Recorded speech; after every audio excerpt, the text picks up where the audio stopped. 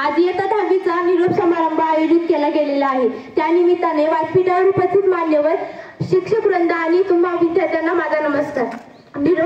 जाणाऱ्याला निरोप देणे हा केवळ शिष्टाचार नव्हे तर तो आपल्या भारतीय संस्कृतीचा आविष्कार आहे, आपल्या भारतीय संस्कृतीचा भाग आहे। निरोप द्यावा, निरोप घ्यावा, परीने निक्लेश मनी ठेवावा।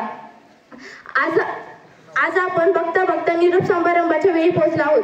तुम्ही 10वीत आणि मी 9वीत।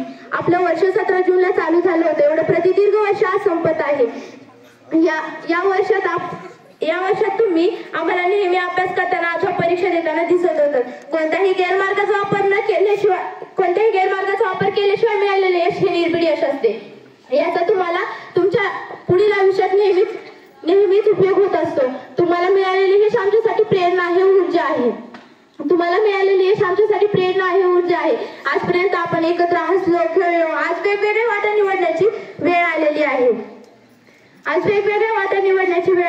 वेळ आलेली आहे।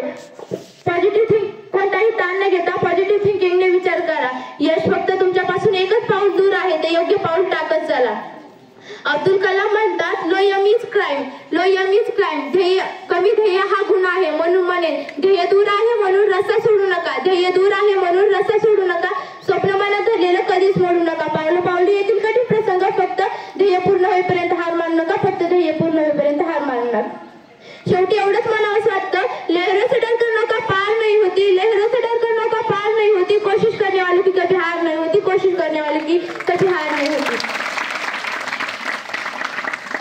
इयत्ता 10वीतल्या माझ्या मोठ्या बहीण भावांना माझ्याकडून परीक्षेसाठी खूप खूप शुभेच्छा। धन्यवाद। जय हिंद, जय महाराष्ट्र। धन्यवाद कोमल।